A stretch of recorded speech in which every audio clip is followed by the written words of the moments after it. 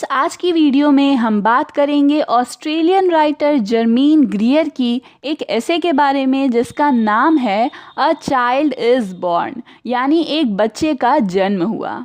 और इस पूरी ऐसे में उन्होंने डिस्कस किया है कि किस तरह दुनिया भर में जो चाइल्ड बर्थ होती है, यानी जब बच्चों का जन्म होता है तो उसके लिए क्या तरीक़ों का इस्तेमाल किया जाता है, उस समय हेल्थ फैसिलिटीज़ कैसी रहती हैं, जो आसपास की उनकी फैमिलीज़ है, जो उनके रिलेटिव्स हैं, वो कैसा बर्ताव करते हैं, और एक माँ और बच्चे का क्या रोल होता है इस चाइल्ड बर्थ में, कैसे उनकी ज़िंदगी बदल जाती है, इन सभी चीज़ों को डिस्कस किया गया है। फ्रेंड्स, यहाँ मैं आपको एक बात बताना चाहती हूँ कि ये जो जर्मीन ग्रीयर हैं वो एक फेमिनिस्ट राइटर हैं, यानी औरतों की भलाई में के लिए लिखा करती हैं। लेकिन उन्होंने बहुत कुछ इस ऐसे में लिखा है और बताया गया है कि कैसे फेमिनिज़्म को रूढ़िवादी सोचों में बदल दिया गया है कि एक औरत अगर एक बच्चे को जन्म भी देती है तो उसे भी देखा जाता है कि ये फेमिनिज़्म का बहिष्कार है, और बहुत कुछ सोचा जाता है। हम इस ऐसे को पढ़ेंगे तो और भी बेहतर समझेंगे।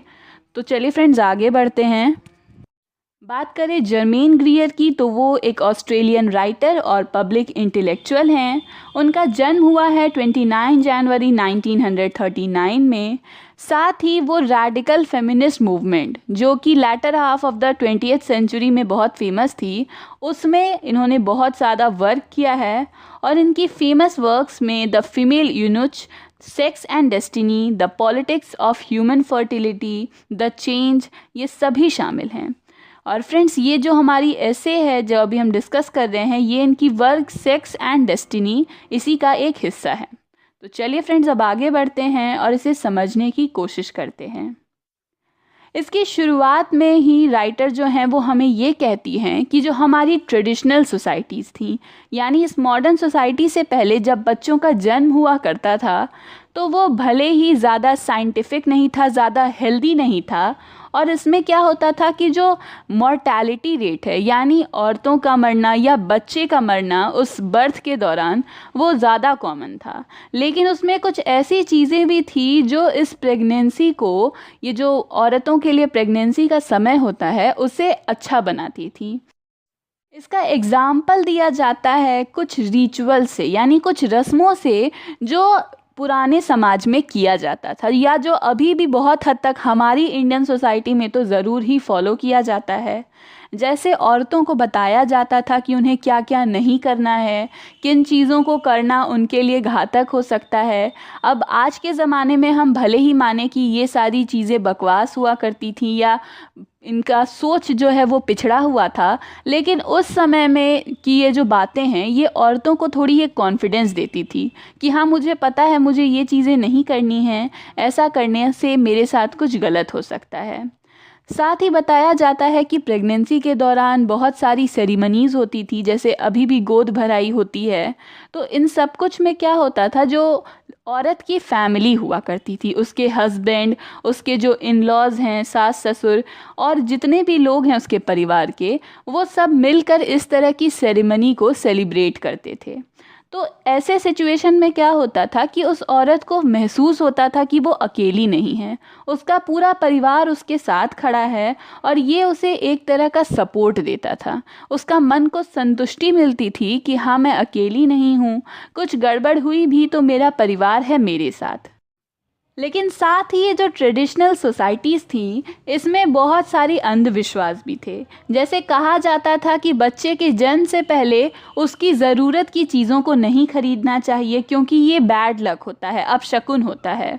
और इसलिए क्या होता था कि बच्चों के जन्म से पहले ना किसी ने कोई नैपकिन खरीदी, ना दूध वाली बॉटल खरीदी, ना उसके लिए कोई झूला खरीदा, ना खिलौने खरीदे। इस तरह की सिचुएशंस होती थी और बाद में शॉपिंग करने में बड़ी परेशानी होती थी। साथ ही बताया जाता है कि कुछ कुछ लोग जो थे वो इतने ज़्यादा ट्रेडिशनल पॉइंट ऑफ व्यू से सोचते थे, इतने ज़्यादा पुराने ख्यालातों के थे कि अगर बहुत ज़्यादा हालात बिगड़ भी जाते थे तो भी वो मेडिकल, ये हॉस्पिटल वगैरह नहीं जाते थे, और इससे क्या होती थी, और भी ज़्यादा परेशानियां होती थी। अब बताया जाता है कि पहले के ज़माने में जब ये हॉस्पिटल्स नहीं हुआ करते थे तो लोग क्या करते थे, घरों पर ही बच्चों को जन्म दिया करते थे और जो आस पड़ोस की औरतें थी वो मदद करती थी और उस तरह से ही बच्चों की डिलीवरी हो जाती थी। लेकिन उस समय क्या होता था कि इस तरह की डिलीवरी में जो बच्चा था और जो माँ थी, दोनों के ही जीवन पर बहुत बड़ा संकट रहता था, यानी उनकी डेथ होने की चांसेस बहुत ज़्यादा हुआ करते थे। और साथ ही इतनी ज़्यादा नर्वसनेस होती थी उस समय में कि उससे भी काफ़ी सारे एक्सीडेंट्स होते थे। कभी ऐसा होता था कि माँ बच जाती थी, बच्चे की डेथ हो जाती थी, कभी बच्चा बच जाता था, माँ की डेथ हो जाती थी। तो इस तरह का भी सिचुएशन होता था। ऐसा आज के ज़माने में भी होता है, मॉडर्न टेक्नोलॉजी में भी होता है, लेकिन इसकी जो रेट है, जो दर है, वो बहुत कम हो चुकी है।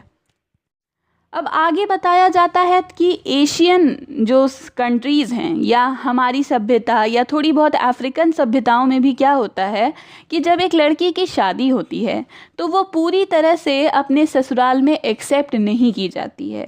एक लड़की, एक औरत तब अपने ससुराल में एक्सेप्ट की जाती है जब वो एक बच्चे को जन्म देती है और तब वो अपने फैमिली के ज़्यादा क्लोज़ हो जाती है जब वो एक बच्चे को जन्म देती है।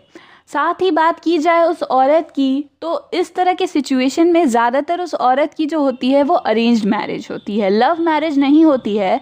तो उसके हस्बैंड से उतना अच्छा कनेक्शन भी नहीं होता है उस समय में।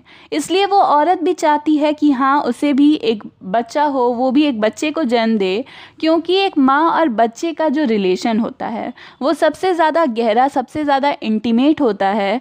और उसके बाद ही क्या होता है कि फैमिली के सभी लोग उस औरत से भी सही तरीके से जुड़ पाते हैं। अब आगे जो ये राइटर हैं ये कहती हैं कि जो हमारा मॉडर्न समाज है, जो हमारा वेस्टर्न सिविलाइजेशन है, वो जब इसे देखता है तो उसे लगता है कि ये तो बड़ा गलत है और औरतों पर एक तरह का ये जुल्म हो रहा है, ये औरतों के साथ एक गलत बिहेवियर है और वो इसे पिछड़ा और रूढ़िवादी समाज सोचती हैं। और साथ ही ये सोचती हैं कि ये जो ससुराल वाले हैं ये उस औरत पर जुल्म कर रहे हैं, उसके साथ गलत कर रहे हैं। लेकिन जो इस समाज की औरतें हैं, ये जो समाज है हमारा समाज, इसमें जो औरतें हैं उन्हें लगता है कि नहीं, ये ज़रूरी है, क्योंकि एक बच्चे को जन्म देना एक बहुत ही ब्रेवरी का काम है, बहुत हिम्मत का काम है। 9 महीने उसे पेट में पालना, इतना दर्द सहकर उसे जन्म देना, और ये सारी चीज़ें जो है ये उसके ससुराल वाले भी देखते हैं, उसकी फैमिली देखती है और वो उसकी हिम्मत बढ़ाते हैं। और ये करने से क्या होता है, वो उसके और क्लोज़ आ जाते हैं। इसलिए हमें इस तरह से नहीं देखना है कि एक बच्चे को जन्म देने के लिए फ़ोर्स किया जा रहा है, बल्कि उसका जो पूरा प्रोसेस है उसे देखकर हमें समझ में आता है कि हाँ, एक बच्चे को जन्म देना कितना ब्रेव काम है। एग्जाम्पल देते हुए यहाँ पर राइटर कहती हैं कि जो सूडान की औरतें हैं उनका भी कुछ ऐसा ही हाल है। वहाँ भी चाहा जाता है कि जल्द से जल्द शादी के बाद एक बच्चा हो, और बताया जाता है कि जब भी कोई इंटरनेशनल मीटिंग होती है तो इस तरह के टॉपिक्स पर अगर मीटिंग हो तो सूडान की औरतें यहाँ नहीं आना चाहती हैं। और वो इसलिए क्योंकि इनकी बात को कोई सुनता ही नहीं है। उल्टा ये जो मॉडर्न वर्ल्ड है, जो अमेरिकन्स, जो इंग्लिश वुमेन्स हैं, वो सीधा शुरू हो जाती हैं कि उनके साथ गलत बिहेव हो रहा है और उन्हें ऐसा नहीं सहना चाहिए। इनका खुद का क्या मन है, क्या ये औरतें ऐसा चाहती हैं या नहीं चाहती हैं, इस बारे में डिस्कशंस होते ही नहीं हैं। इसलिए वो इस तरह की मीटिंग्स में जाना नहीं चाहती हैं। अब आगे ये जो राइटर हैं ये एक सिलहाइटी वुमेन के बारे में बताती हैं कि वो वुमेन जो है वो अपनी प्रेगनेंसी पीरियड को डिस्क्राइब कर रही है कि प्रेगनेंसी के समय उसके साथ क्या हुआ। तो वो बताती है कि जब एक लड़की या एक औरत प्रेग्नेंट होती है तो उसे उसके फैमिली के घर भेजा जाता है, यानी उसके मायके भेजा जाता है, जहां वो अपने प्रेगनेंसी से कुछ महीने पहले और बच्चे के जन्म के 3 महीने बाद तक रहती है अपने मायके में। और वहाँ उसे बहुत प्यार मिलता है, सब उसका ख्याल रखते हैं, उसके पसंद की चीज़ें बनती हैं खाने में। तो इस तरह से क्या होता है, जो माँ रहती है वो खुश रहती है। माँ खुश रहेगी तो बच्चा अपने आप स्वस्थ रहेगा। अब साथ ही आगे बढ़ते हैं और बताया जाता है कि जब बच्चे का जन्म होता है तब नामकरण की जो सेरेमनी होती है वो होती है घर पर, 7 दिनों के बाद होती है और बच्चे का नाम रखा जाता है। एक फेस्टिवल की तरह से सेलिब्रेट किया जाता है और गिफ्ट्स दिए जाते हैं। साथ ही जो आस पड़ोस की औरतें होती हैं वो घरों पर आती हैं, गाने गाती हैं, पान खाती हैं, बहुत मजाक चलता है और बड़ा ही अच्छा माहौल रहता है। और इस तरह की बातों से क्या होता है, जो माँ रहती है, जो वुमेन है जिसने जन्म दिया है, वो भी अंदर से खुश होती है कि हाँ, मेरे बच्चे के जन्म पर दूसरों को भी खुशी है, मेरा ये जो खुशी है उसे सब मिलकर सेलिब्रेट कर रहे हैं। बच्चे को क्या होता है, हल्दी की और लहसुन की मालाएं बनाकर उसके आसपास में टांगी जाती हैं ताकि उसे बुरी नज़र ना लगे। और जो थोड़ी बूढ़ी बुज़ुर्ग औरतें होती हैं वो उसे नज़र का टीका लगाती हैं, उसके लिए गाने गाती हैं। तो ये एक सेरेमनी होती है जो बच्चे के लिए भी अच्छी होती है और माँ को भी हिम्मत देती है, उसे भी खुश करती है। अब ये तो एक समाज की बात हुई। एक और यहाँ पर बांग्लादेश की वुमेन का एग्जाम्पल दिया जाता है कि बच्चों के जन्म के बाद क्या होता है। अभी तो बच्चे जन्मे तब क्या हुआ ये बताया गया, जब बच्चे जन्म गए, थोड़े बड़े हो गए, तब क्या होता है। तो ये बांग्लादेशी वुमेन बताती है कि बांग्लादेश में 5 से 6 साल तक के जितने भी बच्चे होते हैं उन्हें पूरा परिवार मिलकर पालता है। ये नहीं कि मेरा बच्चा है तो इसे सिर्फ मैं पालूंगी, तुम अपना बच्चा पालो, ऐसा नहीं है। संयुक्त परिवार है तो सब मिल के बच्चों को पालते हैं। बताती है यहाँ पर वो औरत कि जितने भी बच्चे होते हैं उन्हें कोई एक औरत, कोई एक बहू, चाहे चाची हो या जो भी लगती हो रिलेशन में, वो लेकर जाती है तालाब के किनारे और सभी बच्चों को नहलाती है। फिर जब वो लौट कर आते हैं तो कोई एक बहू रहती है जो सभी बच्चों का खाना बनाती है। फिर कोई और वुमेन रहती है, दूसरी औरत रहती है जो उन बच्चों को खाना खिलाती है। और इसके बाद ये सारे बच्चे आपस में एक साथ खेलते हैं। इन्हें खिलौनों की ज़रूरत नहीं पड़ती है, ये सब आपस में ही खेलते हैं और खुद ही अपने लिए खिलौने बना लेते हैं। यानी रेडीमेड टॉयज़ की ज़रूरत नहीं है, कुछ भी चीज़ें मिल गई उसी से खेलते हैं। जैसे पुराने टायर्स से खेलने लगे या मिट्टी का खुद का खिलौना बना लिया, इस तरह की बातें। बताया जाता है कि फिर जब शाम को ये बच्चे लौट कर आते हैं तो कोई एक औरत होती है जो इन्हें कहानियाँ सुनाती है। जिसकी भी कहानियाँ इन्हें पसंद है उनके पास बैठकर ये कहानियाँ सुनते हैं। लेकिन रात के समय जब इन्हें नींद लगती है तब क्या होता है, ये सारे बच्चे अपनी अपनी माँ के पास आते हैं और उसी के पास सोते हैं। तो बताया गया कि किस तरह से एक माँ का रोल तो सबसे ऊंचा यहाँ है ही, लेकिन पूरी फैमिली की जितनी भी विमेन हैं वो सभी क्या है, उस बच्चे के क्लोज आ जाती हैं। और इस तरह से बच्चा जो है वो घर की दूसरी औरतों को भी अपनी माँ की तरह ट्रीट करता है। और होता भी है, हम अपने समाज में हम अपनी चाची को बड़ी माँ, छोटी माँ इस तरह से कहकर पुकारा करते हैं। अब एक आखिरी बात पर पहुंचती है यहाँ पर राइटर और बताती हैं कि बच्चों का यहाँ पर जब जन्म हो रहा है तो उस समय अब जो हमारा समाज है वो ट्रेडिशनल बातों को भी एक्सेप्ट करना चाहता है और मॉडर्न तरीक़ों में भी जाना चाहता है। तो एक तरह का कन्फ्यूज़न हो गया है। साथ ही एग्ज़ाम्पल देती हैं कि ये साउथ अफ्रीका गई थी और वहाँ एक हॉस्पिटल गई। उस हॉस्पिटल में क्या था, बहुत सारी अफ्रीकन वुमेन्स थी जो अपनी डिलीवरी करवाने आई थी। लेकिन वहाँ पर जितनी भी नर्सेस थी उन्हें वहाँ की भाषा नहीं आती थी। और जो चीज़ों की ज़रूरत होती है एक हॉस्पिटल में, महंगी दवाइयों की, अच्छे अच्छे वो इक्विपमेंट्स जो होते हैं ऑपरेशन के लिए वो, और सबसे ज़रूरी है इलेक्ट्रिसिटी, लाइट की, ये सभी चीज़ें वहाँ से गायब थी। तो जब ये सारी चीज़ें होंगी नहीं तो एक हॉस्पिटल सही तरीके से काम नहीं करेगा। लेकिन जो औरतें हैं उन्हें विश्वास है कि नहीं, हम हॉस्पिटल में ही डिलीवरी करवाएंगे। तो अब क्या है, उनका दर्द जो है वो ज़्यादा बढ़ चुका है क्योंकि उनकी डिलीवरी हो नहीं पा रही है, उन्हें खुद से ही डिलीवरी अपनी करनी पड़ रही है। और जो नर्सेज हैं वो उनके समाज की हैं नहीं तो उन्हें उतना कोई फ़र्क नहीं पड़ रहा है।